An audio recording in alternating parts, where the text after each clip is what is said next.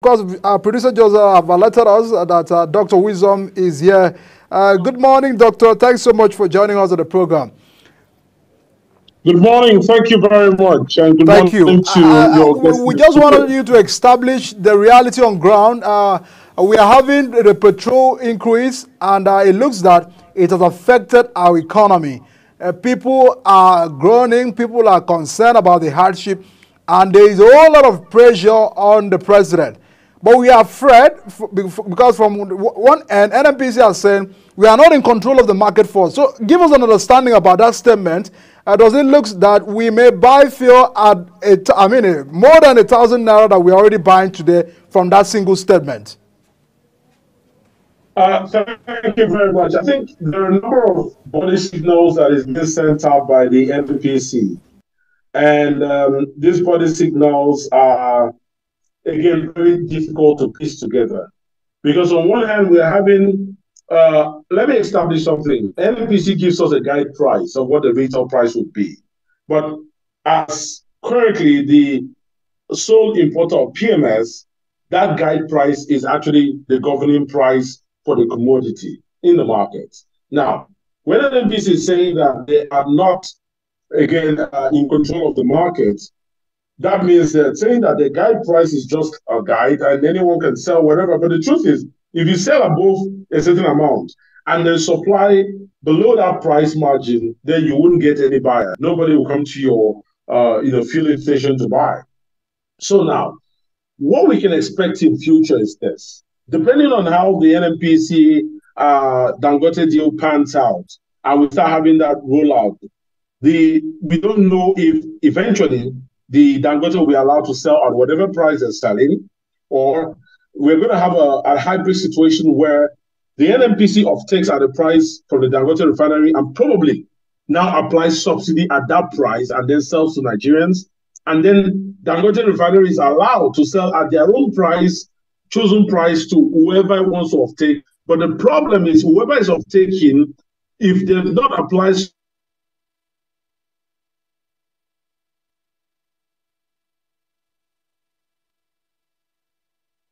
We're trying to get you back. If you are still with us, your reaction very clearly looks that we can't really have a clear statement on NNPC if it looks that the prices may be increased. But let's look at Dangote refinery. I mean, there was a statement on the other end that they are waiting for NNPC to determine how much they are to sell. Nigerians are concerned. If we are saying that you are not in control of the market force, why do we have to rely on you to make a statement on how much Dangote is to sell to the distributors? No, I think let's put things together first. Dangote said that they're waiting for NNPC directors to cross their T's and dot their I's to be able to do the offtake of the commodity, which they promised could go around in 48 hours. We haven't heard anything about that deal. And then some people approached the Dangote refinery to say, look, what is the pricing of your petrol? And the Dangote said, well, this is a heavily regulated product, and we will not talk about pricing. What I think they meant to say is that they have an exclusivity deal with the NNPC, and so they cannot talk about pricing to other people based on that exclusivity deal. But you're asking me, what does that mean in terms of pricing? I do not know, because they haven't mentioned what the NNPC is going to be selling the domestic refined product. What we know, they've reviewed the price to 855, for the least one. And we do not know whether that means that they've applied subsidy, whether that is for the inventories that are going to be offtaken from the Dangote refinery, or whether we are expecting another price review. The reason is this. The last we heard from the presidency is that the spokesman said that from October, the government is looking at probably getting the Dangote refinery and any other refinery to set their own prices and sell to whoever they want to sell. So we might just be having another price increase in that effect, and we might be getting up to 1,000 naira if that pans out in October. All right, well, it's a whole lot of, sector issue. And what a common Nigerian is asking is, can we survive this? That's the question they're asking, because My colleague Jomai we're just establishing why we are having to buy fuel at this increase, and then it's affecting other sector. We go to the market, there's an increase, transportation, there's an increase. Government has said we'll provide CNG buses to cushion the effect, but we can't really see some of these main projects by government on the street. We can't see where other sectors in the health can be well managed away from the pressure of this increase. So is it possible, Doctor, because the hardship is real on Nigerians? Yeah, I mean, your survival would depend on the government understanding a number of things. And that's the nuances between policy design, policy implementation, and policy outcomes. That's the first thing that the government needs to understand. The second thing that the government will need to understand to make this work is to understand the true maturation period that it takes for all those benefits that we're looking at to crystallize. What are the benefits in this context?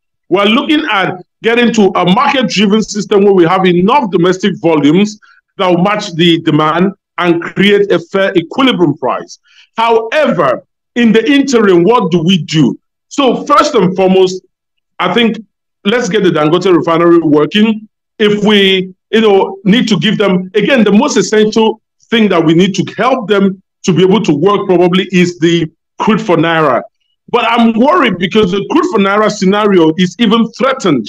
Why is it threatened? It is threatened because we are, on one hand, getting a fall in our production capacity. On the other hand, we are actually losing some of those to crude oil theft. And on the other hand, we are also currently, through the NNPC, looking for $2 billion crude-backed loans, and we're still owing more crude-backed loans. And of course, we also have a lot of debt that we might resort to settling with the crude oil that we have. What that means is that most of our inventory has already been earmarked. And the reality is, where is the volumes for the domestic refineries? I think if we can sort this out, then we can get through a much hitch-free transition period between the maturation, between the incubation phase and the maturation phase of our policies. Good morning. I want to ask a question. What is your take on the long-term effect of economic hardship on the overall well-being of Nigeria as a nation and, of course, individuals in the society? All right, thank you. I think for us to answer that question, let's take a cue, at different countries that this sort of scenario has happened where we've had rapid loss in our economy. We've also had currency devalued quite a lot. What that means is that a lot of people will not be able to afford a lot of the things that they were able to afford. There will be a very huge correlation between the economic downtime and the crime rates in the country. There's also going to be a lot of effects when it comes to Nigeria's attractiveness from a competitiveness standpoint. And this is exactly what other countries, look at Venezuela, for example. Well, name it. We've had investors exit that space. We've also had the local currency. I mean, you're almost buying bread for 20,000 pesos at the moment. You've also had people earning, I think about $20 is the average earning for the average person. So it's a worthless economy. So the effect is that we will get to a point where the bubble blows up. And I say the bubble. The reason I say the bubble is this. We are running a fiat economy. Why am I saying that? A fiat economy is certainly an economy where you're creating an economic bubble, where you're not really having an increment based on the fact that you're more profitable, you're more effective, and you're more efficient. You're having an increment in your economy because of your devalued currency. Take a look. The NNPC tells us that they've done 4 trillion naira in profits. Look at their attendant value in dollars for the same year, for the same time last year, and for the same time this year. Also take a look at the fact that they're owing 6.8 billion. You find out that what they've just done is paper profits, because by the time you superimpose the $6.8 billion with the 4 trillion naira, you find out that they've actually wiped off all their profit. So why are we reporting profits? And this is what I want people to understand. The fiat economy that we run is going to run us aground. We are talking about how much profits we're making as an economy. We're talking about GDP growth, and we are not looking at all the other fundamentals about well-being and good standard of living. We're just talking about numbers that are just paper numbers. Right, Dr. Wisdom, I have a question. For individuals who will say, before now, we saw how scarce the commodity of petrol was. It was really scarce. The queue in the filling station, nothing to write home about. Individuals were there for days. Some stayed over. Some, to get the product was a big problem. Now the product is everywhere. Don't you think the NNPC and the government are trying to make effort now that we see it everywhere in all filling stations? You can go in, instead of spending hours, you can spend max 3 minutes, 2 minutes, you are done. So what's your opinion on the commodity being available and the high cost in which it has come with? No, I mean, there's always a trade-off. When you're talking about the availability, it's all about, are you ready to pay the price? There's always availability if you're ready to pay the price. But you see, my worry is about sustainability.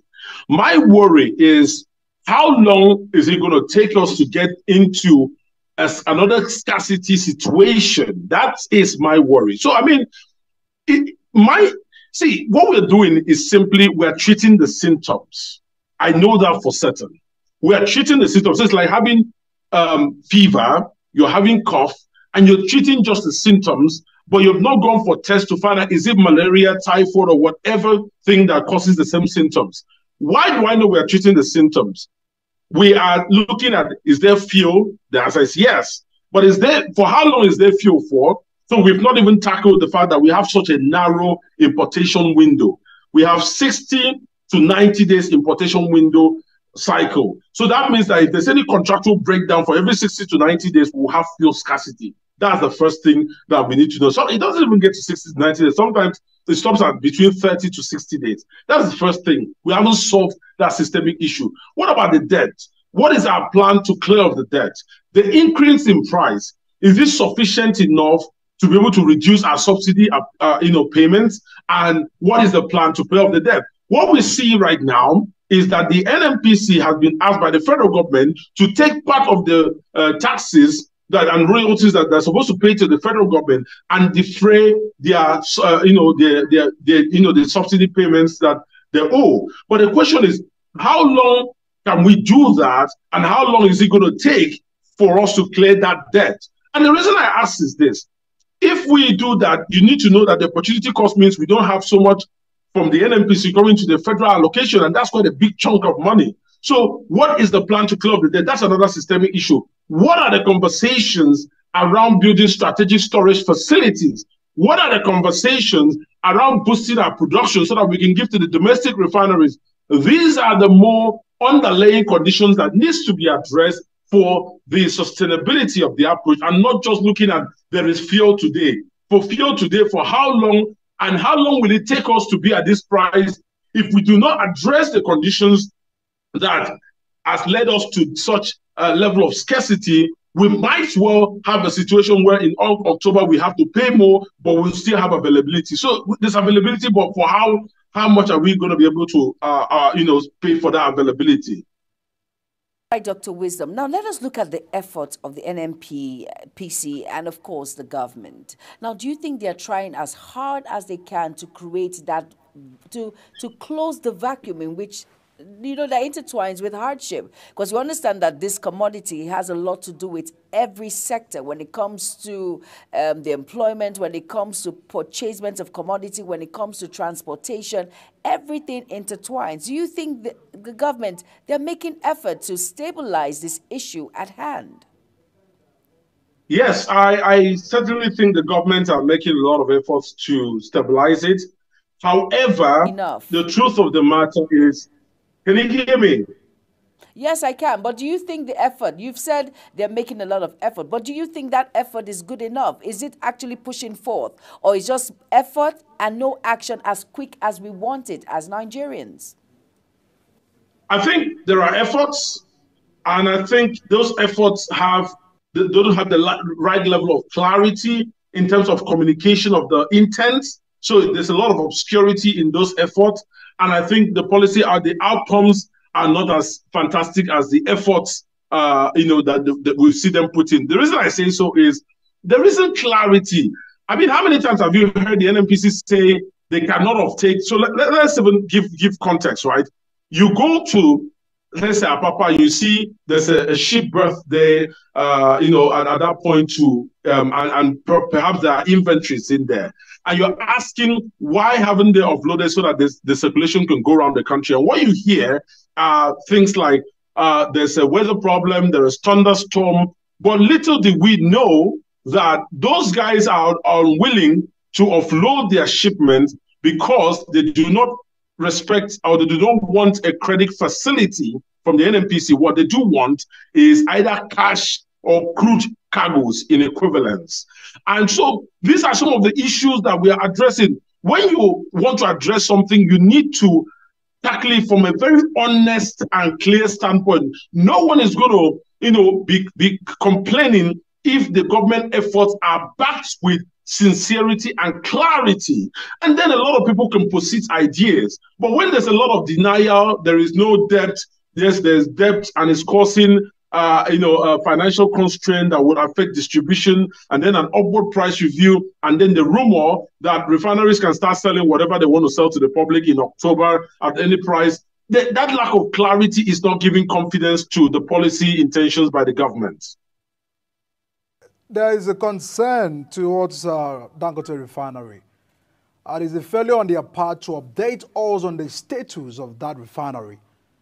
Over 6 times, they have postponed when particular refineries, will kickstart. They've been concerned about that. So, in a way, Nigerians are doubting the process. They are doubting the transparency of the NNPC. Because if you tell us that Dangote just had a very short period of time to put is working, what is happening to government refinery? What happens to a particular refinery where the NNPC chairman, prior to, last year, told Nigerians that as of January this year, 2024, the refinery will be up and running and doing right now. So we expect that, because these are the issues that Nigerians are more particular about.